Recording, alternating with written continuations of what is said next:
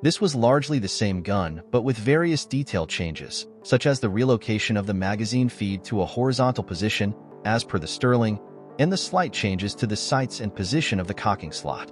The bolt on the CB64 used a loose, spring-loaded firing pin engaged by a separate hammer and fired from an open bolt position.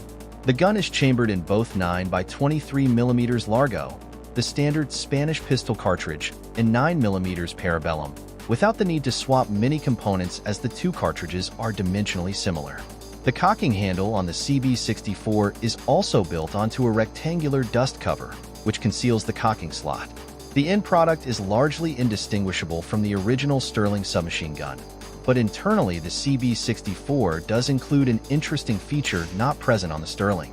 A common hazard of open-bolt small machine guns is that when the bolt is in the retracted position, cocked and ready to fire, dropping the gun can cause the bolt to come loose and fly forward, resulting in an accidental discharge which can prove fatal, and indeed has in many cases.